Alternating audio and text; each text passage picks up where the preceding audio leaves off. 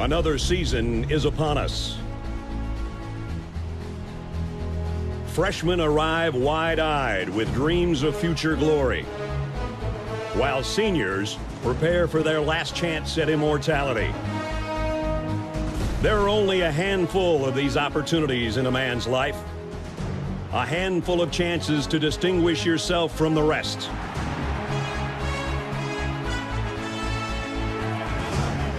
It's on these fields where history is made, where legends begin and heroes triumph. Traditions tell the story of what you represent, of those that forge the legacy you uphold. When you come charging out of the tunnel, 100,000 people will be watching your every move. How you respond to that pressure is what defines you. These are the moments that reveal your toughness, your determination, and your pride. The Roughnecks on the Sooner Schooner. Ralphie charging out of the gate. And Chief Osceola planting his spear.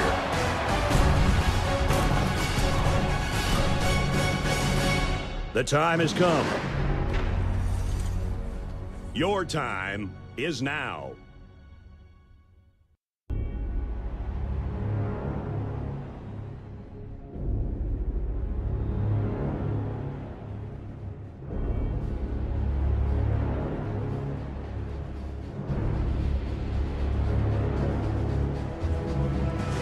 You know, there are certain type of moments in every man's life where it requires you to have courage and requires you to have bravery, whether it's trying a brand new thing that's a little bit out of that comfort zone, whether it's asking out that girl that is just way out of your league, but sometimes that ball don't lie. And sometimes you got to throw in that long shot bet ticket, turn a few dollars into a gourmet meal down the road. And that's what tonight's is all about, talking about bold predictions that you have, something that you genuinely believe in, something that you would genuinely put money on as well. And that's what it's all about. And I'm joined by my co-host Reed as well. Brother, how are you doing tonight, my man? I'm not gonna lie, you hit the nail right on the head right there. If you back it up with money and then it hits, like that's double the pleasure. You know what I mean? Like, because you were correct and you win money on top of it. You know, I might even put myself out there of, having an outlandish bet, but I believe in it. So we'll see. We'll get into it. We'll talk about it. Yeah, even if it's someone has to, every once in a while you got to put down that plus 2,000 bet slip at the bare minimum, or even like you got like a few cents of like just sitting around in FanDuel. Got to get it to a nice round number in the bank account. So it's like, let me throw in a plus 10,000. That's what tonight's all about. Your guys' bold predictions, man. So I'm excited to get into this. I'm glad that we're going to make this hopefully a tradition here on the channel moving forward. Yes. First time that we're ever doing this. And depending on the feedback, we might have a part 2 as well. So, hey, hopefully you guys are excited, whether you're watching on my channel, whether you're watching over on Love for the Game podcast. And that's his socials over down below as well. So make sure you check him out on top of that. And guys, if you're excited, man, make sure you go ahead and hit that like button, hit that subscribe button as well. If you do happen to be brand new to the channel, it's much appreciated. It warms up my cold dead heart. It warms up his cold dead heart in the process, doing all those things. And so bold predictions, man. I will say this, and I kind of alluded to this earlier on the show in the intro. This is not just throwing anything and everything. Those things where you're just sitting there and you're actually going forward and like you're actually, no kidding, this is what you genuinely believe. This is what you would throw money on. This is something that, there's some substance behind those beliefs, right? So we're going to do a star rating system going from 1 star to 5 stars, with 1 star being, hey, we actually think this is going to happen no matter what.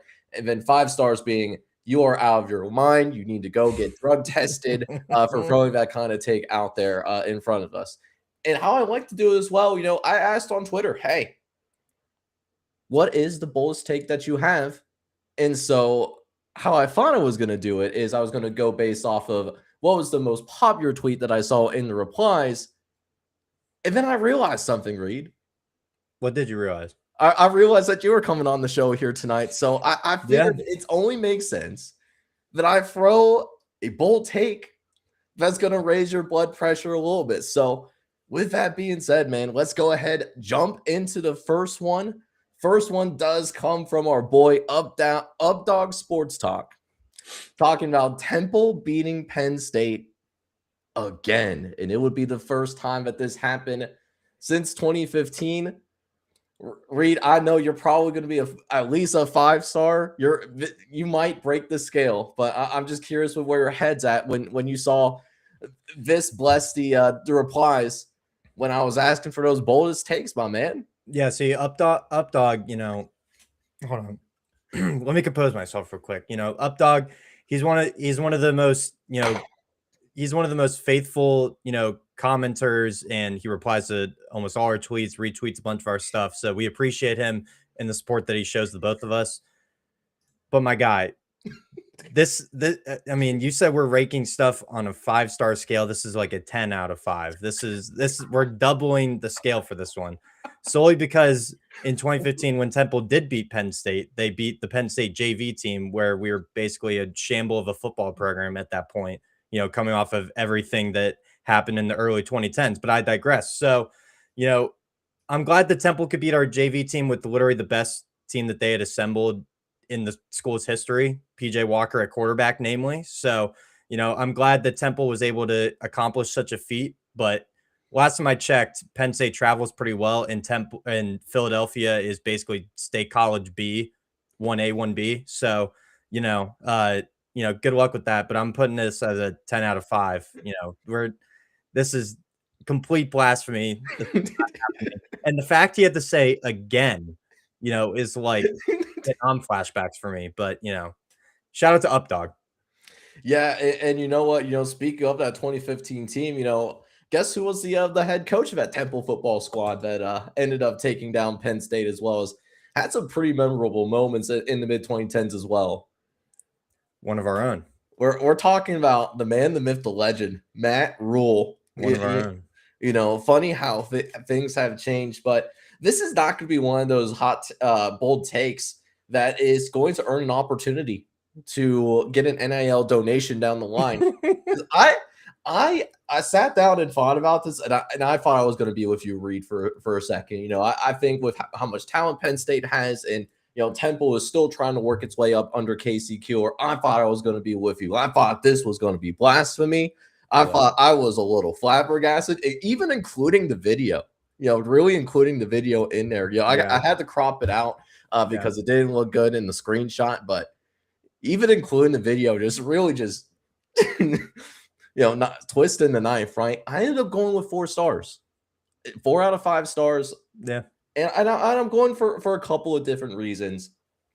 I do think that, at least on my spring record predictions, it is a safe win for Penn State. I have Penn State as a 20-point favorite over Temple, even with them going on the road.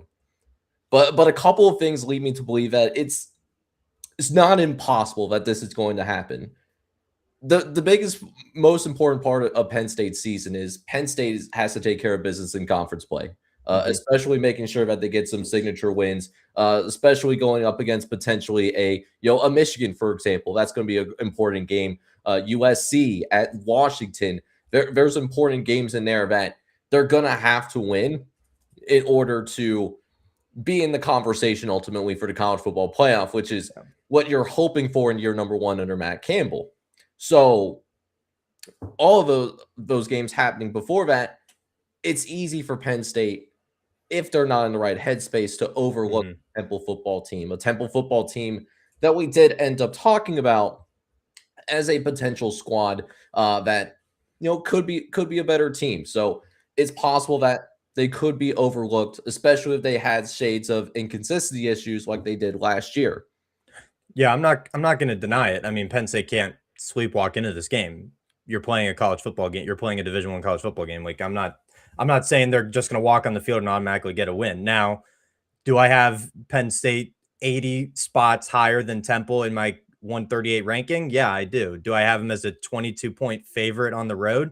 Yeah, I do. But, you know, again, nothing is nothing is granted, nothing is given to you, especially in the current landscape of college football. So I'm not saying that, Penn State's going to walk on the field and automatically have a win, but that's essentially what's going to happen here. So Yeah, and that's the other reason why I couldn't go to full 5 stars as of right now either. Is I look at this Temple team, and what Temple is at least going to be at home, and they're going to be comfortable in their own facilities. Albeit you're probably going to see a situation where Penn State is probably going to have more fans at the game than Temple is going to be. Yeah. But Penn State still has to travel, and that will be their first somewhat true road game of the year. So it gives me a little bit of pause in terms of, there is a world, there's a scenario where if they're sleepwalking into this game, which would be easy to do in the month of September, given what that non-conference schedule is for the Nittany Lions, that Temple can pull this off. Now, do I expect them to pull this off? And do I even expect them to be competitive going into this game? I don't necessarily think it's going to be a super competitive game. I mean, you and I both talked about we have Penn State as 3-touchdown favorites. So neither of us are necessarily expecting it to be a really competitive game. But there's a world out there where Temple shows up ready to play. And that's a third thing, too. This is going to be Temple's Super Bowl in the non-conference. Oh, for sure. So Penn State's going to get Temple's best shot. Are we going to see Penn State's best performance against Temple? That we'll have to wait and see. Yeah, and just to allude to a previous point that you made, we literally saw this last season. Penn State did not look great in their non-conference schedule that they had to open up the season. They came out sluggish. They looked flat on offense. I mean, the defense looked good at times. They had their own, lackadaisical moments. So, I mean, to your point, Jake, we can't, as a Penn State fan, they can't sleepwalk into this, game, into any of the non-conference games, even though they are, they're playing G6 opponents. So, I would think that Penn State opens up as a 3-touchdown favorite in the books, maybe slightly below that, but I truly don't see this happening. For realistic purposes, I'm going to put this at a 5. I know you put it at 4. I'm going to put it at 5.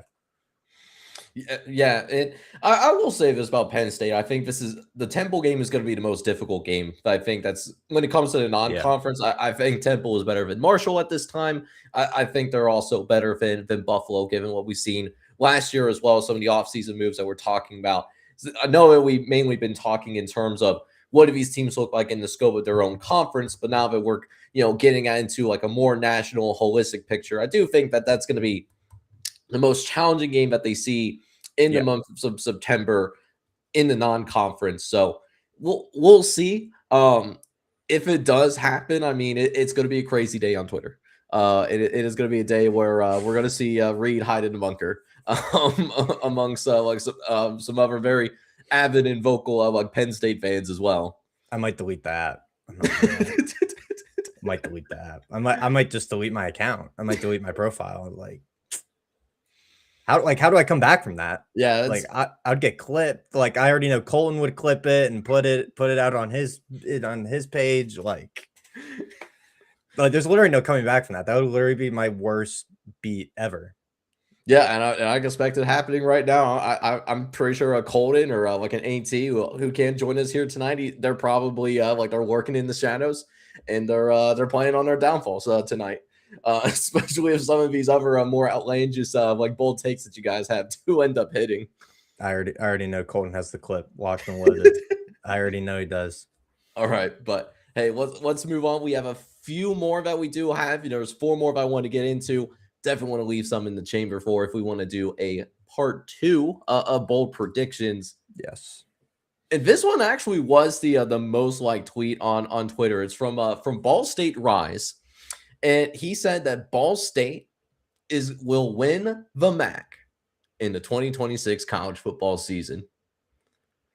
For me, a little bit spicier than Temple beating Penn State.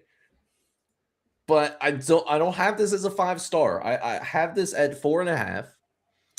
And I'm saying this as someone, and I've talked about Ball State on my channel previously. Not just from when we did the conference breakdowns as a group, but doing individual breakdowns here as we get into the latter part of the spring. I look at Ball State. I think it's a 2-10 football team.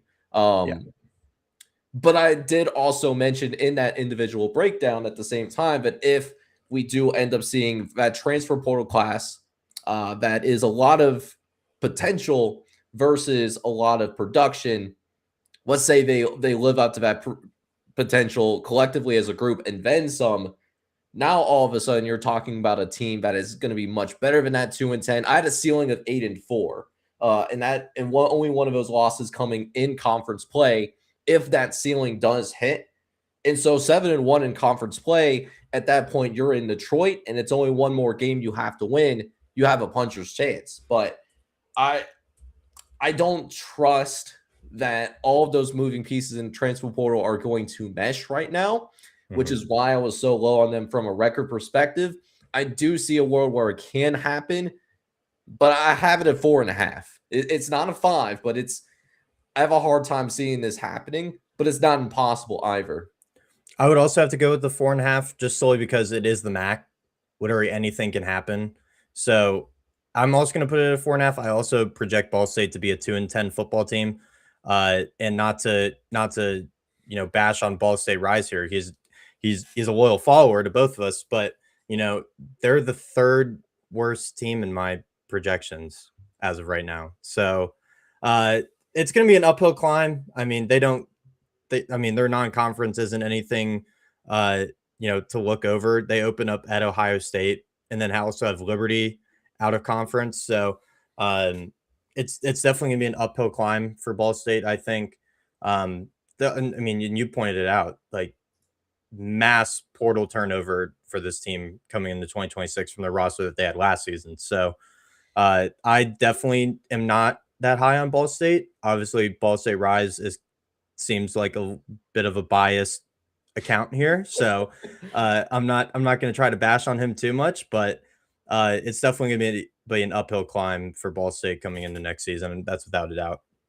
Yeah, and I will say this about Ball State, just specifically talking about their conference slate. I do think that they have a favorable conference schedule once you get into the thick of things in conference play. Once you leave really the month of September, we know what that non-conference schedule is going to look like. Multiple Big Ten teams, Liberty on the road as well. Liberty, I think we're going to be a touch better than 4-8, I would imagine. But then you really take a look at this conference schedule. They do at least avoid Miami of Ohio, and they avoid Western Michigan completely. So that's the two top teams that I have right now in terms of just a pure roster talent perspective. I think those are the two top teams in this conference. And then the two better teams that they have on their schedule, Toledo and Central Michigan, they do have them at home, which is a nice advantage. They also have Sacramento State at home as well, and that's a Sacramento State team that's going to have to travel literally across the country. And that's going to be around a time where, like the midweek action games are going to start as well. So I believe that might be like a Tuesday or Wednesday game. I didn't do a discount double check on that, but that's right around that time. The road games are somewhat navigable outside of Ohio. Really, Ohio is really the only game that I'm looking at is I don't think Ball State would win that game, even if the ceiling does hit. But then the other road games, Bowling Green, they're still trying to find themselves under Eddie George. Kent State, that they were a better team last year. What can they do under your number 2 of Mark Carney? And then UMass. UMass hasn't beaten an FBS team in a couple of years. They famously went 0-12 last year, and they were consistently clowned on as the worst team in college football, at least at the football bowl subdivision level. So I like the road games. They do avoid their two top teams. So, that's why it's not a 5, because it's an easier conference schedule, but some things need to happen on that roster in order to make that happen. But hey, that's why we don't play the games in spring and we don't play the games in summertime. A lot that could be figured out like in the next 4 to 5 months. Yeah, this is definitely this is the definition of a bold prediction, because you alluded to it. Their schedule in conference isn't anything. They do avoid the two top teams according to us, Western Michigan and Miami, Ohio.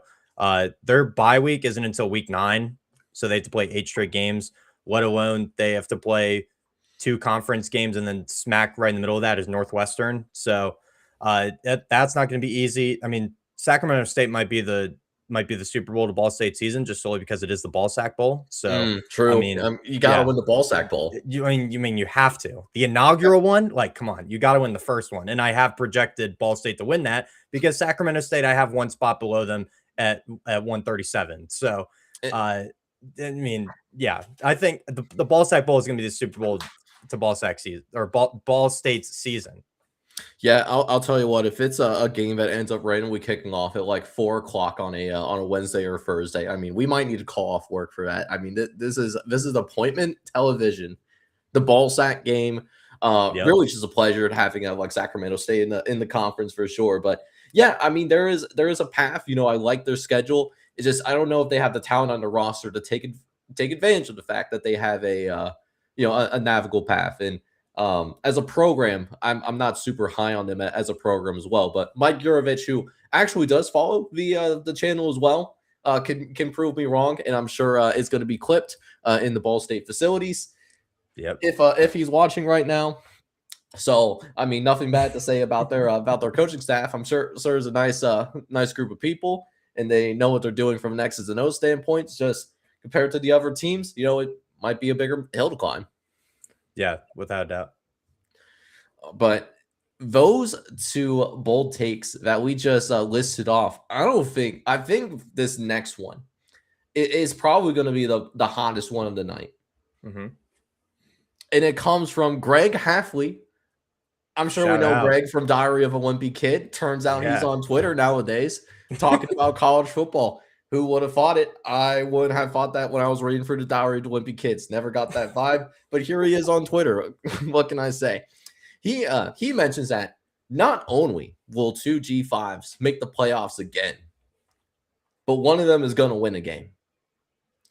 So I'm going to go ahead and just disregard the second part of the statement. Okay. And I'm just going to focus on the first part for right now. So the first part of the statement, the two G5s making the playoffs, it's 5 stars for me. And it's not that I think that there's multiple teams in the G5 that I think are capable. I think Boise State, you know, I talked about them when I was over on your show, Reed. I think they're the favorite to be the primary G5 representative. I think James Madison can still have a really good year. UNLV could have a opportunity to possibly run the table. You know, I think they have a 12-0 ceiling as a program themselves. For sure. So I see a path for multiple G5s to be 11-1 and 12-0. But the reason why I have this 5 stars, unquestionably, is because of the fact that we did have a rules change. Yeah. If it was this time last year, this would be a little bit of a lower rating for me because I'm looking at last year and I see if there's chaos in the G5 teams, you know, they get a signature win against a power conference team early on in the year. They handle business in conference play. It can happen, but they changed the rules up to going from, okay, the top 5 conference champions, regardless of where you come from, automatically gets into the playoff. They've now changed it to, okay, the power conference guys, if you win your power conference, regardless of what you did throughout the regular season, Duke, I'm looking at you, you're going to be in the college football playoff. So if that rule set was in for this year, 8-5 Duke. 8-5 Duke is going to be in the college football playoff. That's blasphemy. Yeah. I think that's absolutely insane, but that's what they decided to do. So that's why it's 5 stars, because that was the easiest path for a G5 to get in. Now, not only you still have that G5 auto bid, but then at the same time, you need another G5 to get in as an at-large. Yeah. So you're probably looking at need 2 G5s to go undefeated. And then you need some, you'd have to. Yeah, and you're going to need some chaos to the point where you exhaust all the 10-2 teams from the power conferences. Because I think if you do get a 12-0 G5 versus a 9-3 team from a power conference, I do think the 12-0 team should get in.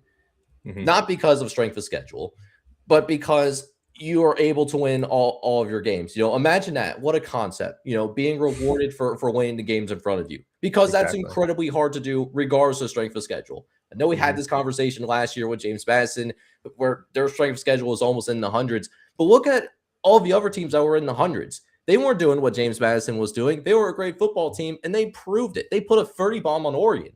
Yeah. You know, so I just wanted to throw that out there. I think it's a 5. But I mean, I'm curious to hear like if you're feeling the same way as well. I just had to get that off my chest as G5 Jake, of course. Yeah, I think initially I'm gonna go 4.5 here, just solely because I mean I'm not gonna beat the cat while it's down like you already did, but I mean the ACC, let alone their blasphemy of a tiebreaker system last season. They changed their tiebreaker system going into this season. So now it's head-to-head win percentage, head-to-head sweep, common game. Like they completely changed around the format of their tiebreaker system. So hopefully we don't end up in that situation again where a 5-loss team wins the conference, but I digress. I think it's a 4.5 just solely because I mean, there could potentially be multiple teams that do finish undefeated. Like there's a couple of teams I have in my projections that have a ceiling of an undefeated regular season. Like USF is one, UTSA is one, uh, Miami of Ohio is one. I mean, but we're also basing this off strength of schedule. But to your point, if you do finish undefeated, regardless of strength of schedule, a team should be rewarded for that. Boise State, I have as a projected ceiling as undefeated. So, I mean, there's a handful of teams that realistically could go undefeated in the regular season, but would the committee even consider them just solely because of that strength of schedule? Like, for example, like Miami of Ohio, for this example, they play a MAC schedule. The MAC is, no shame to the MAC. We just talked about them, but I mean, strength of schedule, top to bottom, they're not going to be rated as highly as say like the American, for example. I think the committee would value the American strength of schedule versus the MAC. So, I think from that perspective, it would be tough for the committee to do that again, just solely because also of the backlash that they got from it.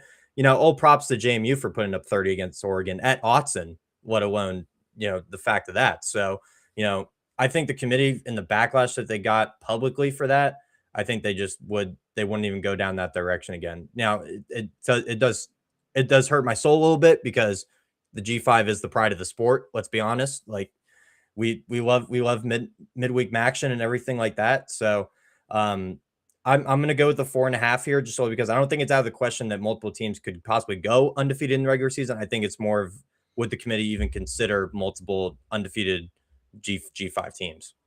Yeah, and unfortunately, it shouldn't be like that where we take a look at past results from previous years. I don't think that should dictate what your field and what your criteria should be for this coming year. And I mean, you mentioned it on the head. I mean, it's not like what we were talking about a few years ago where there was still a 4-team playoff in place. We're talking about a 12-team playoff. I can be more understanding of G5 being ultimately left out. If that G5, doesn't have that signature win, in spite of finishing undefeated and not be ranked top 5 in the country. That's completely fair. I don't think anyone is sitting there and doing, hey, let's rank the teams based solely on record. Where no one is advocating for that. Anyone that is making a good faith argument is not going to argue that a 12-0 team, regardless of conference, should be ranked number 1. It should be more nuanced than that.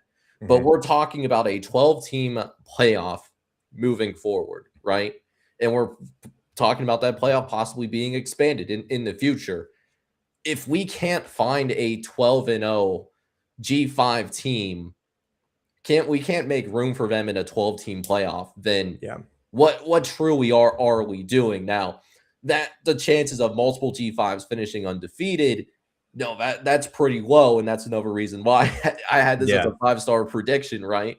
But yeah, at the same time, I think if you finish undefeated, you should be able to have the opportunity to compete for our national championship, regardless of what conference you come from. Because when we're deciding playoff spots before the season starts based on a conference patch, I have a problem with that. Yeah, without a doubt. And, again, I'm just going to quickly touch on the second part. One of them to win a game, you're most likely betting on the fact that they would have to go on the road to one of the toughest environments in the country. I mean, we saw JMU do it. They went to Oregon. Tulane went to Ole Miss. Now Ole Miss, I don't know. I've never been to Oxford, so I can't talk about it from a personal standpoint, but I wouldn't consider Oxford, Mississippi to be one of the like cream of the crop environments in the country, but I'm not downplaying that. So, but I mean, realistically, that by itself is a 5, in my opinion. Like And it's not just even like a G5, like going in and beating a top 5 team. If it was just your power conference team, see it at number 12, you're still asking that team to go play a top 5 team in the country and win on the road. That, like, even if it was doesn't matter if you're an SEC team, a Big 12 team, whatever, that's really hard to do. So, I mean, like you said, Reed, like a G5 doing that, I mean, that's any team that's number 12 seeded is going to have a hard time beating a 5 seeded team on the road. Yeah, without a doubt. And I have my own opinion about, the G5 in their consideration in the playoff, but I mean, I'm not trying to take up too much of our time tonight. I have my own opinions on it, but yeah, I think 4.5 for the first part, because I don't see it be too impossible that there be multiple undefeated G5 teams, but the second half, one of them to go on the road and win. Wow, thank you, AT, for reminding everyone of that information. Yeah, a G5 team to go on the road, that's a 5. To win, I mean, that's a hard feat. Yeah, so I'm just really disappointed in the rules changes, and don't even get me started on the Notre Dame rule change. I mean, I could probably rant for another I could probably rant for another 15 to 20 minutes about the rule change, but it's not about Notre Dame tonight. We are talking about your guys's bold predictions. Always excited to like interact with the people. So I'm curious to see what's next for us on the docket, and it comes from Big Ten Beyond. Shout out. He has a hot take for this year, so I'm going to focus on the second one first. So a Big Ten team will win the national championship for the 4th consecutive year. This one is a little bit on the cooler side for me. I have 2.5 stars for it. It's really hard to win a national championship, but they do have a few premium national contenders: Indiana, Ohio State, and Oregon. I think those 3 teams, I think there's an expectation to make the playoff. And then you're also talking about Michigan or Penn State, at least for me. We're expecting them to be in the conversation as well. And then once you get into the playoff, it's fair game for anyone at that point. Yeah. So it's not as hot of a take for me, but I don't have a Big Ten team winning the national title. I actually, we were just like ranting about Notre Dame for a quick second. I actually do have Notre Dame winning the national title right now for me. But the idea of another Big Ten team winning this national title between those 3 and, Penn State and Michigan having enough talent hypothetically on their roster to make a run if they can get in as well, it's not a crazy hot take at all. No, this isn't as crazy as the ones we've already seen tonight. I probably would put this at a 2, a 2 out of 5. I mean, shoot, the Big Ten has already won 3 straight national championships. Let alone the SEC just had one that went almost 3 in a row in Georgia. So, also Colton, the fact you had to group Nebraska right there in the middle of that comment is blasphemy. Anyway, I think there's some. I mean, aside from the top 3 you mentioned, Ohio State, Oregon, Indiana, I think there's a couple teams on that 1B rung, if you will, that I wouldn't put it past them to at least be like in the conversation. Michigan for sure. I think Kyle Whittingham is definitely going to get them back in contention. USC, a lot of people are high on them. I don't personally think this is their year. I think next season is going to be their year, but I think they could take another huge step forward with Lincoln Riley. That recruiting class, I mean, obviously they had finished with the top recruiting class in this past cycle. That's why I think next season is really going to be their shot, especially with a lot of turnover with those top 3 teams. Ohio State's probably going to lose their starting quarterback and their best receiver. They already had tons of turnover on the defense, so who knows if that happens again after this next season. Oregon is going to move on from Dante Moore to Dylan Raiola. Who knows what happens there? Also, turnover at both coordinator positions, so who knows how that pans out in the long future. Indiana is going through overturn of roster, but I mean, I mean, I fully trust Kurt Cignetti to get that squad ready to go based off what we've seen. So Michigan, I expect to be in that conversation. USC potentially slightly. I'm not going to be outlandish and put Penn State up there just yet. I think they're on the cusp of just being in the playoff. I don't think they're anywhere near being in that national title contention. And I think Washington. I mean, yeah. I mean, I'm not going to put Washington. I'm not going to put Washington out of the realm of possibility just solely because I think Damon Williams is a very capable quarterback to be able to carry a team like that to, you know, a great height. Now, whether they rebound after the complete drama that they had in the offseason, that is still yet to be seen. But I wouldn't put Washington out of the realm of possibility either. Yeah, thanks, Colton. Yeah. Yeah, laugh at me all you want. Yeah, you put Nebraska. Okay, buddy. but no, I think you make some really valid points. You know, like Washington. Can you imagine a home playoff game, like in Seattle, Washington, with that kind of environment? I mean, yeah. When we talk about some intimidating home environments to go into, you know, Washington doesn't get mentioned very much, but man, with the way that stadium is designed and how emphatic and passionate that fan base is out there in the Pacific Northwest, you know, it's up there. I wouldn't say it's at the same level as an Autzen out in Eugene, but man, it's you're really looking at that stadium. That's an intimidating place to go in and win. That's especially if they get the Devin Williams drama set to the side for a second. You know, with him basically having to sue to get him to stay at the University of at Washington. But yeah, I mean, I see like at least 3 playoff teams there, and those 3 playoff teams are going to be very highly regarded. You know, Ohio State is right now betting odds favorite to win the national championship. It may not be mine, but I mean, Ohio State is up there. Indiana right now is at number 4, and then Oregon is tied for 5th. So I mean, that's 3 teams from the Big Ten right there that are going to be in your top 5. So not a lock and not a guarantee that I think it's going to happen. But I do think, and going into the first part of his hot take, 5 Big Ten teams to finish with 10 wins. To be honest with you, like that's a 1 star for me. I think that's happening in the 2026 campaign. I really do. You know, we talked about with the premier contenders in Indiana, Oregon, and Ohio State. Obviously, I think they finished with 10 wins. I had Penn State and Michigan winning with 10 wins as well. I think the fact that they have an actual adult as their head coach for Michigan is going to do wonders for their program, because let's be honest, Sharon Moore, he was holding this program back for a couple of years. So now you have an actual adult in the room, even though Winningham might not be there for super long. And I caught it in the in our live chat right now talking about Iowa. Yeah. Iowa, we know what they're going to be defensively. Don't know what the offense is going to be like, but defensively, their defense is so good that they're going to be competitive in all their games. So I have a world where Iowa does finish undefeated if they have just not even a good or great offense. If the offense is just average, if the passing attack has a pulse like it did last year, Iowa's going to be a very dangerous football team to have to deal with on a week in and week out basis. So, you know, Iowa could also finish with, they have the capability of finishing with 10 wins.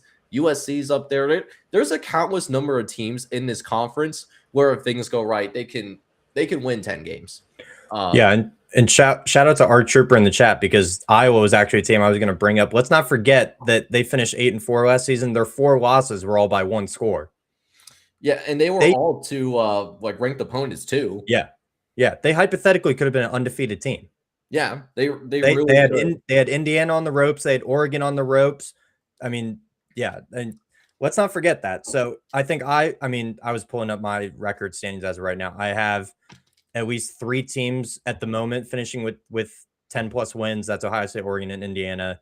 And then the 3 right on the cusp, Washington, Penn State, and Iowa, all at 9-3 with a couple of swing games to potentially go to 10-2 or better. So, I mean, Iowa does get the benefit. I pulled up their schedule. They do get the benefit of Ohio State at home. Their 2 main road tests at Michigan and at Washington. So those aren't going to be easy feats for Iowa to overcome. But I mean, if they swing one of those, they're a 10-win team. Yeah. in my eyes. So yeah, because I do have them losing to Ohio State. I have them losing Yeah. like on the road to Washington.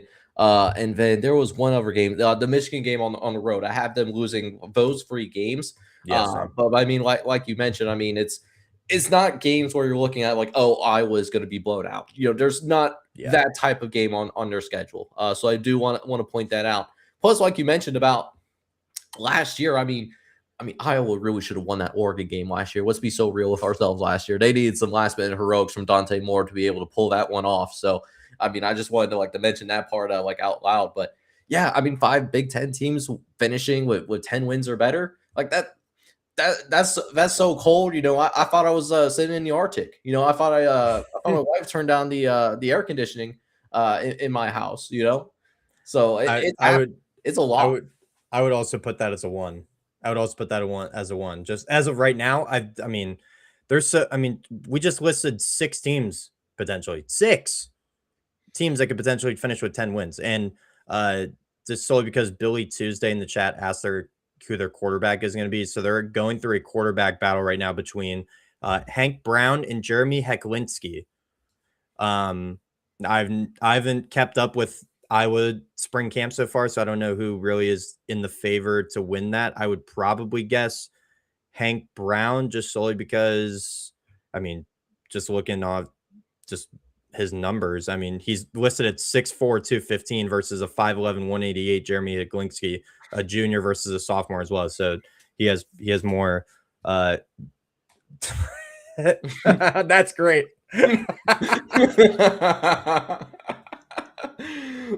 Yeah, that's actually incredible. I'm not gonna lie. That's a great comment. Yeah. That's oh my goodness.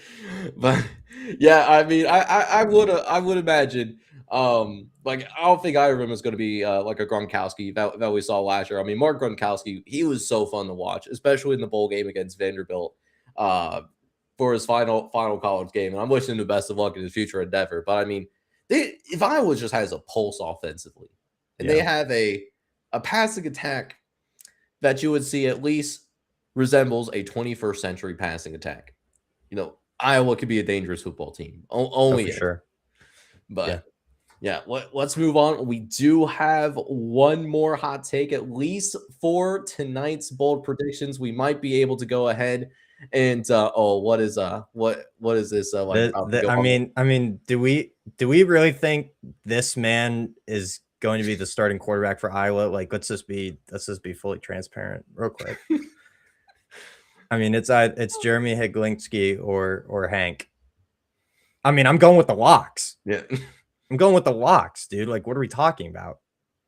They both haven't really played, to answer your question. I mean, this is a true quarterback battle. So shoot. Yeah.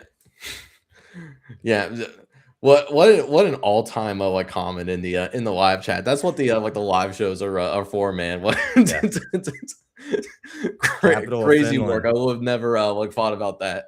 At least not today.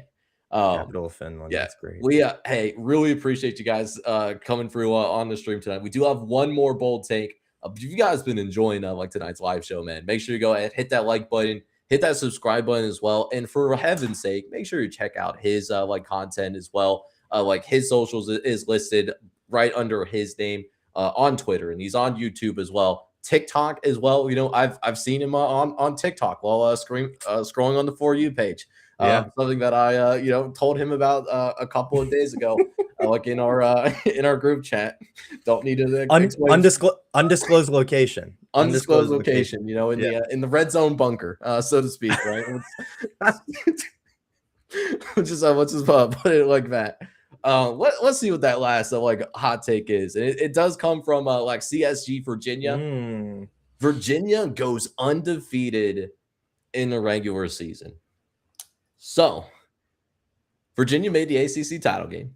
They did. And I think we forget about that often because when we talk about the ACC last year, we talked about Duke's insane run, somehow getting it in at 7-5, winning the ACC title. They did finish strong. They won their bowl game too against Arizona State, but Virginia was overshadowed quite a bit They won double-digit games last year. They won their bowl game, I believe it was against Missouri. Didn't win the ACC title, but it was an incredible year for that Virginia staff.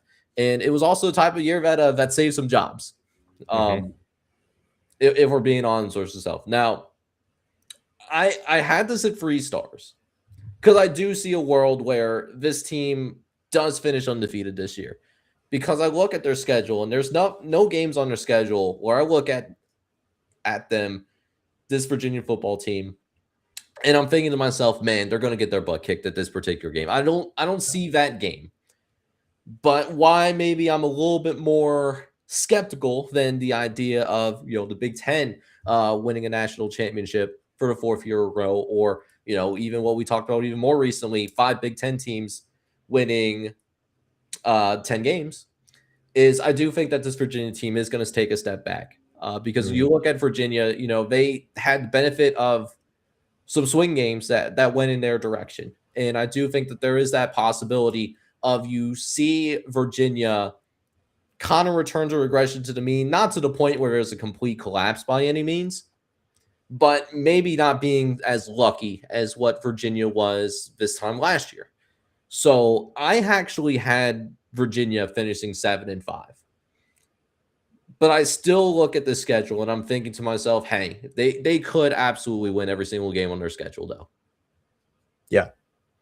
Yeah. I mean, you talked about it, a schedule full of swing games. I mean, there's probably 4 or 5 swing games on the schedule for Virginia. I'm not putting it out of the realm of possibility. They could. There is some world that they do finish undefeated with the schedule. NC State's a swing game. At West Virginia, I would have as a swing game just solely because Morgantown is a tough place to play. Florida State on the road is a swing game. At SMU is a swing game. At home to Cal in September, or not in September, in November, excuse me. I would have that as a swing game. So, I mean, it's not out of the realm of possibility that there's some world they could finish undefeated, but I mean, they have the benefit of not having a West Coast trip. That's good. The furthest they go is Texas and SMU. So, I currently have Virginia at 9-3.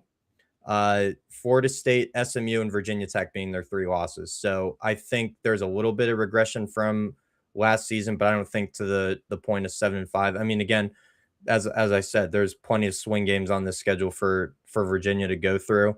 But I'm gonna put this at a 4, just so because there is a world that this could happen, as we've both said, but I don't think it is in the realistic scheme of things. So I'm gonna put this at a 4. But I'm excited to see Bo Prabula, see what he can do in this Virginia offense.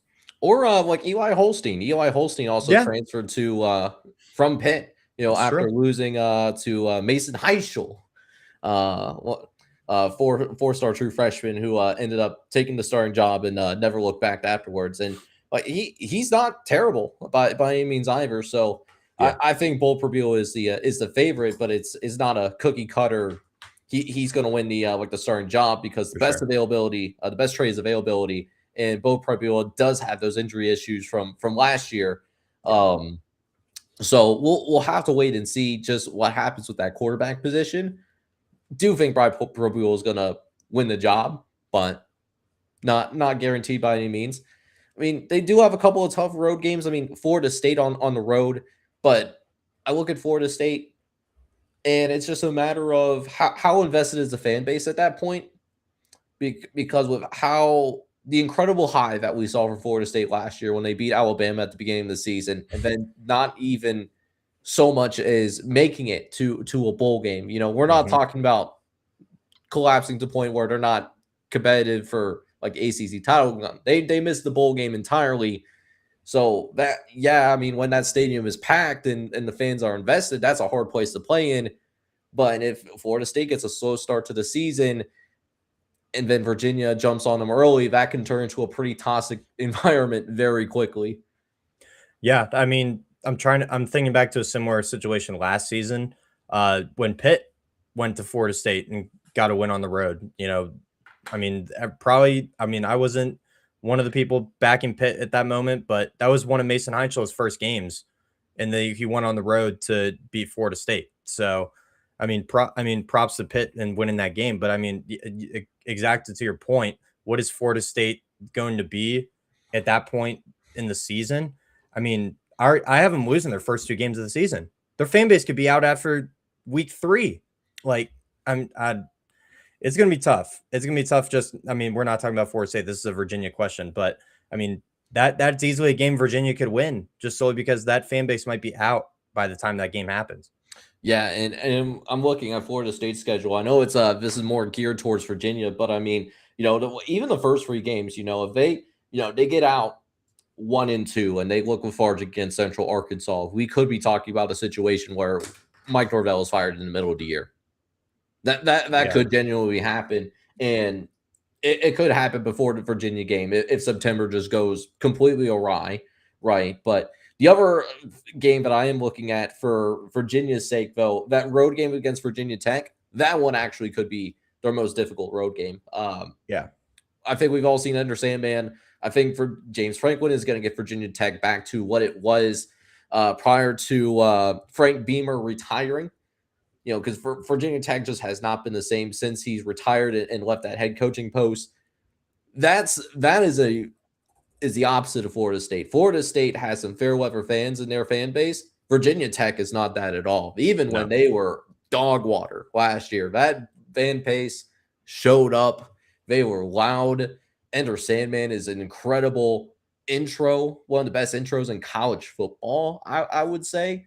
That one, and it's a rivalry game too. So, that's not going to be like an easy one to go on the road and win to end the year.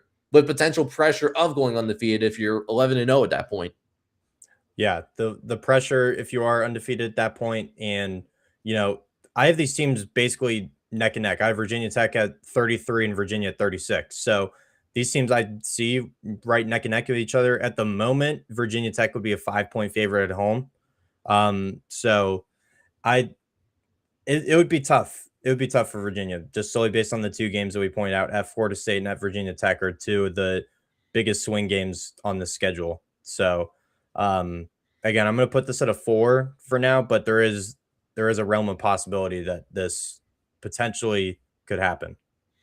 Yeah, man. But that just about wraps up the the bold predictions that we initially saw on the over on Twitter. Didn't give that initial chance here on YouTube as well. And I know some of you've been putting some takes in the live chat. So let me do this for those of you that are watching live on YouTube right now. If you do have a hot take that you genuinely believe could happen, that you're willing to put money on from your own FanDuel account, definitely let us know either in the comments section if you're watching this after the fact, or if you are watching the live show right now. Definitely leave a chat in the live chat out. That came out a lot weirder than it needed to be, but Mondays, am I right? Yes. But before I sign off, I know you're a man that has many takes. So I guess what I'm curious, as we get ready to wrap up the show tonight, what's the hottest take that you have going into this season that you think is going to happen and you're willing to throw some money down on FanDuel to make it happen? Yeah, so I know I responded to the initial call that you put out on Twitter with a couple of my hot takes. I'm going to save those for another show if we get into those. One that I actually might be a bold prediction, but I did actually back up with my own money. I have a Heisman ticket on Ahmad Hardy to win the Heisman Trophy. I can't remember the odds I got it at. I can pull it up real quick as we speak, but that is probably the boldest prediction that I've actually backed up with my own money. So I have a ticket on Ahmad Hardy to win the Heisman. And listen, I love watching Ahmad Hardy play football last year, man. He's awesome. How that man was so under-recruited coming out of high school is completely just scouting malpractice, especially, him as a true freshman, because mind you, most true freshmen are not ready to play college football right away. Most kids, they need a year or two in a weight room before they see consistent playing time on the field. But Ahmad Hardy at UL Monroe, his freshman year, a couple of years ago, that's a special season. And that was a big reason why UL Monroe almost made it to a bowl game, which is another achievement. And look at that. We got a UOM mention on the podcast here tonight. So you love to see that. Yes. So yeah, the odds I got on that were plus 10,000, by the way.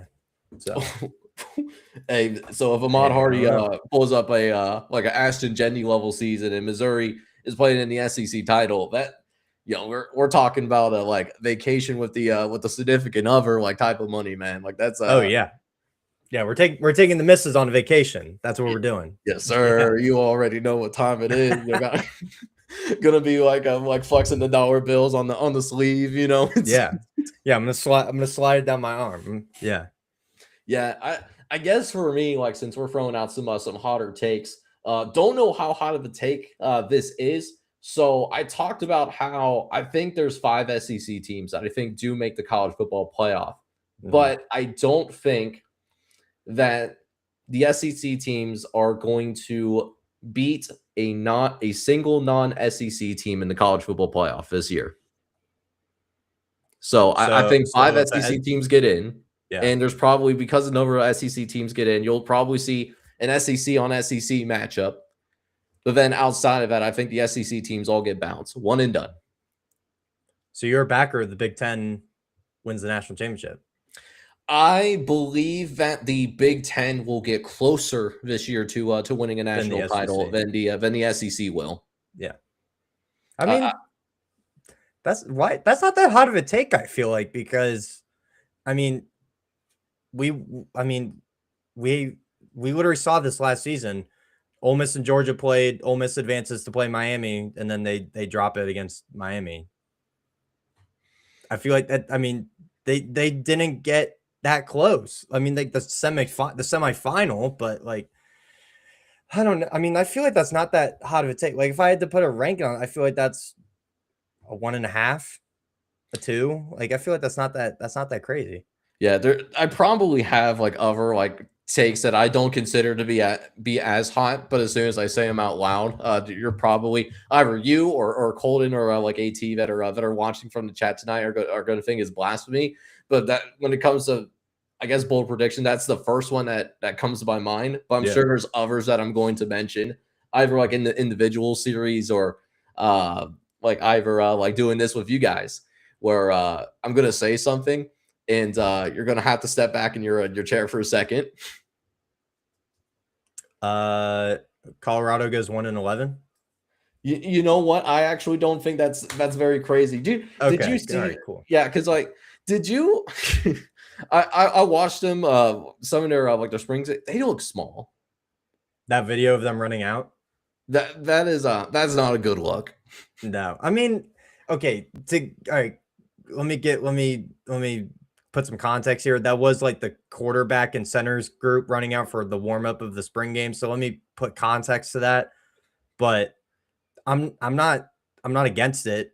I mean, they did look small in that video. Yeah, it's like they have like I think almost a dozen guys on their roster that were like under 200 pounds of like soaking less. Where Penn State, for example, like for context, they only have a couple of those guys. On their roster. That's not like the kicker or the punter. Like the kicker and the punter being that small. That's one thing. Their job is to kick a ball and eventually, got to pull a Pat McAfee, lay some lumber as the last line of defense, right? But we're talking about actual skill position guys. Being that small, and it's more than just a couple of them. That's a little bit of a red flag. I'm not going to lie. Yeah. Feel happy, AT. Mississippi State finished with a better record than Colorado, so let's go. Yeah, there we go. Not at the bottom of the Power 4. Hang the batter. Hang the banner. Right. Well, we're gonna get ready to sign off here tonight, man. Really appreciate you guys sitting back and listening to bold predictions. There's more where that came from. I did not completely empty out the chamber, so there will be more bold predictions coming out this time next week. But for now, I'm getting ready to sign off. Reed, thank you so much, man, for joining me here on the show. It means a lot to me to have one of my favorite co-hosts on the show. But with that, this is Jake from College Football Red Zone signing off. Hope you guys are all out there having a good night. Take care.